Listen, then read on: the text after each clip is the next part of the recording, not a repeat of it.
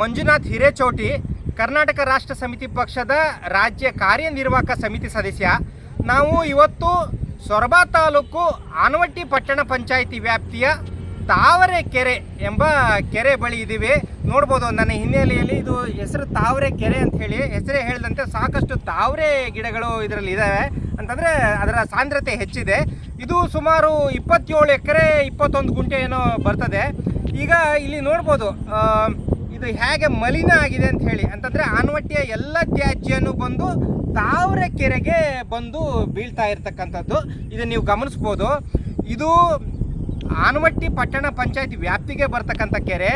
ಆನವಟ್ಟಿ ಪಟ್ಟಣ ಪಂಚಾಯತ್ತು ಇದ್ರ ಬಗ್ಗೆ ಯಾವುದೇ ಕ್ರಮ ಇದುವರೆಗೂ ತಗೊಂಡಿಲ್ಲ. ಅಂತಂದರೆ ತ್ಯಾಜ್ಯ ವಿಲೇವಾರಿನೇ ಆನವಟ್ಟಿ ಪಟ್ಟಣ ಪಂಚಾಯಿತಿಯಲ್ಲಿ ಇಲ್ಲ ಇದುವರೆಗೂ ಕೂಡ.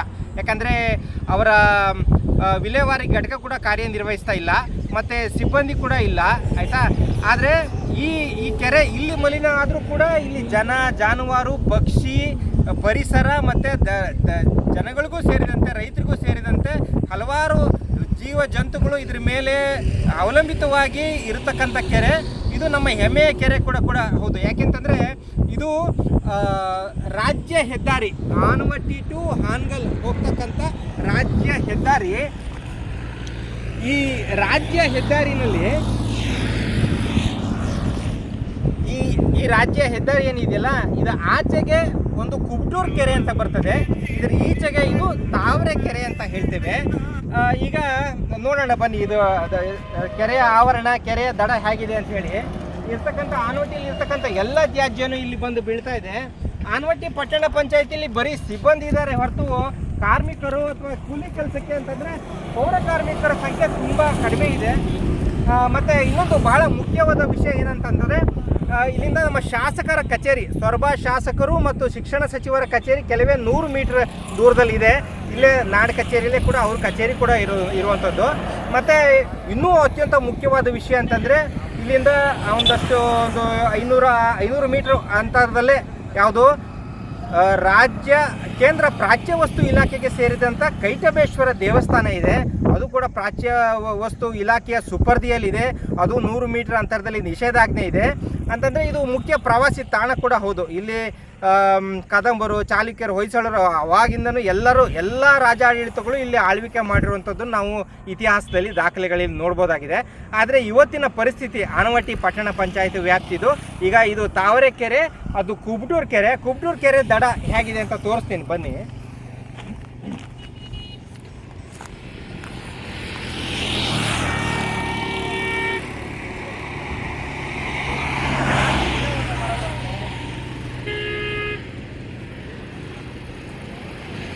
ಈಗ ಇದು ತ್ಯಾಜ್ಯ, ಇದು ಅಲ್ಲಿ ಕಾಣ್ತಾ ಇರುವಂಥದ್ದು, ದೂರದಲ್ಲಿ ಕಾಣ್ತಾ ಇರುವಂಥದ್ದು ಕುಬ್ಟೂರ್ ಕೆರೆ.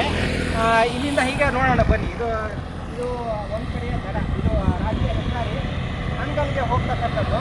ರಾಜ್ಯ ಹೆದ್ದಾರಿ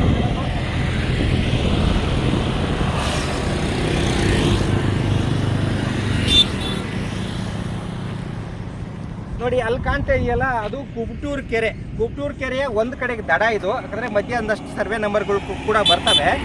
ಇಲ್ಲಿ ಇನ್ನೊಂದು ಮಹತ್ವವಾದ ವಿಚಾರ ಏನಂತಂದರೆ, ನಮ್ಮ ಸೊರಬ ತಾಲೂಕಿನಲ್ಲಿ ಸುಮಾರು 1204 ಕೆರೆಗಳಿದೆ. ಒಟ್ಟಾರೆ ಸುಮಾರು 8228 ಎಕರೆ ಕೆರೆಗಳ ಪ್ರದೇಶ ಇದೆ. ಅಷ್ಟೂ ಕೆರೆಗಳಲ್ಲಿ ನಮ್ಮ ಕುಬ್ಟೂರು ಕೆರೆ ಮೊದಲನೇ ಸ್ಥಾನದಲ್ಲಿದೆ. ಅಂದರೆ ಸುಮಾರು 166 ಎಕರೆ 33 ಗುಂಟೆ ವಿಸ್ತೀರ್ಣವನ್ನು ಹೊಂದಿದೆ. ಅದು ನಮ್ಮ ಜೀವ ಜಲ. ಯಾಕೆಂತಂದರೆ ನಮ್ಮ ಕುಬ್ಟೂರು ಪ್ರಾಂತ್ಯದಲ್ಲಿ ಎಲ್ಲರೂ ಅವರ ಬದುಕು ಚೆನ್ನಾಗಿ ಅದಕ್ಕೆ ಕುಬ್ಟೂರು ಕೆರೆ ಮಾತ್ರವೇ ಕಾರಣ. ಆದರೆ ಕುಬ್ಟೂರು ಕೆರೆಯಿಂದ ಸ್ವಲ್ಪ ದೂರದ ದಡದಲ್ಲೇ ಇಲ್ಲಿ ಈ ಥರ ಮಲಿನವಾಗಿದೆ. ಆನವಟ್ಟಿಯ ತ್ಯಾಜ್ಯ ಏನಿದೆಯಲ್ಲ, ಕೂದಲು, ಕತ್ತರಿಸಿದ ಕೂದಲು, ಕೋಳಿ ಮಾಂಸ, ತ್ಯಾಜ್ಯ, ಮೀನು ಎಲ್ಲದೂ ಇಲ್ಲಿ ಬಂದು ಬೀಳ್ತಾ ಇದೆ. ಹಾಗೆ ನೋಡ್ಕೊಂಡು ಹೋಗೋಣ ಬನ್ನಿ. ಸ್ವಲ್ಪ ಟ್ರಾಫಿಕ್ ಇದೆಯಪ್ಪ, ಸ್ವಲ್ಪ ಇದು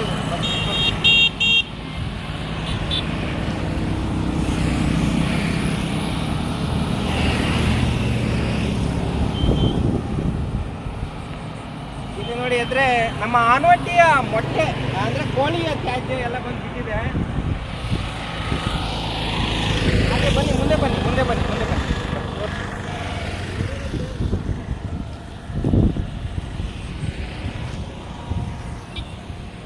ಇದು ಕೋಳಿ ತ್ಯಾಜ್ಯ, ಮೀನು, ಕತ್ತರಿಸಿದ ಕೂದಲು ಎಲ್ಲವನ್ನು ಇಲ್ಲಿ ತಂದು ಹಾಕ್ತಾರೆ.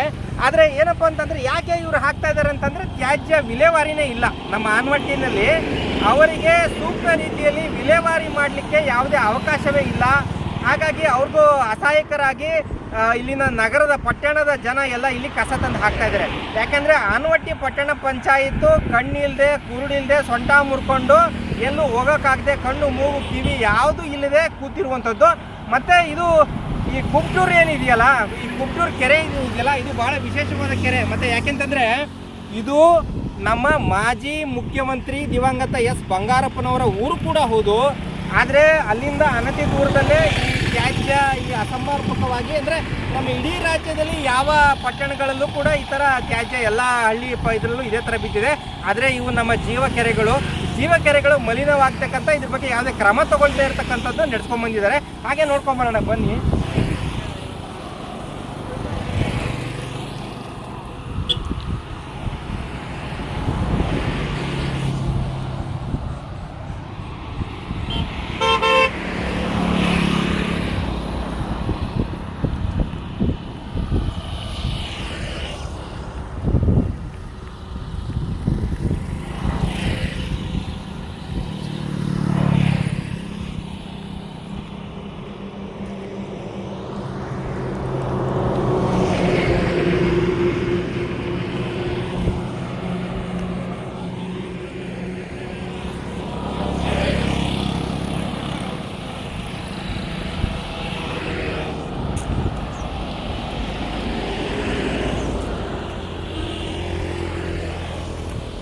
ಇದು ಕೆರೆಯ ದಡ. ಇಲ್ಲಿಂದ ಇಲ್ಲಿ ನೆಕ್ಸ್ಟ್ ನಮಗೆ ಮೊದಲು ಸಿಗೋದೇ ಇಲ್ಲಿ ಕೈಟಬೇಶ್ವರ ದೇವಸ್ಥಾನ. ಇದು ಮುಂದೆ ಹೋದರೆ ಅಂತಂದರೆ ತ್ಯಾಜ್ಯ ಇಲ್ಲಿ ರಾಶಿ ಸುರಿದಿದ್ದಾರೆ, ಇದಕ್ಕೆ ಯಾವುದೇ ಕಿಮ್ಮತ್ತಿಲ್ಲ.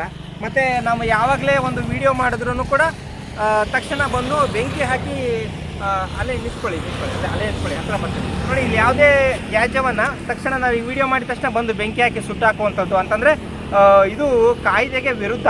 ಪಟ್ಟಣ ಪಂಚಾಯತ್ ಕಾಯ್ದೆ ಆಗಲಿ, ಗ್ರಾಮ ಪಂಚಾಯತಿ ಯಾವುದೇ ಸಾಲಿಡ್ ವೇಸ್ಟ್ ಮ್ಯಾನೇಜ್ಮೆಂಟ್ ಸಂಬಂಧಪಟ್ಟಂತೆ ಬೆಂಕಿ ಯಾರು ಹಚ್ಚುತ್ತಾರೆ ಅವ್ರಿಗೆ ದಂಡ ವಿಧಿಸಬೇಕೇ ಹೊರತು ಇವರೇ ಬಂದು ಬೆಂಕಿ ಹಚ್ಚೋದಲ್ಲ. ಯಾಕೆಂದರೆ ನಾನು ಸುತ್ತಮುತ್ತ ಎಲ್ಲಿ ವಿಡಿಯೋ ಮಾಡಿದ್ರು ಕೂಡ ಬಂದು ಅಲ್ಲಿ ಬೆಂಕಿ ಹಚ್ಚಿ ಅದರ ಕುರುಹನ್ನು ನಾಶ ಮಾಡಿ ಹೋಗ್ತಾ ಇದ್ದಾರೆ ಪಟ್ಟಣ ಪಂಚಾಯತ್ನವರು.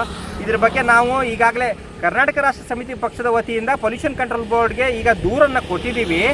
ಇನ್ನು ಮುಂದೆ ಈಗ ರಾಷ್ಟ್ರೀಯ ಹಸಿರು ಪ್ರಾಧಿಕಾರಕ್ಕೂ ಕೂಡ ತಕ್ಷಣ ಒಂದು ದೂರನ್ನು ಸಲ್ಲಿಸ್ತೇವೆ ಈ ವಿಚಾರವಾಗಿ.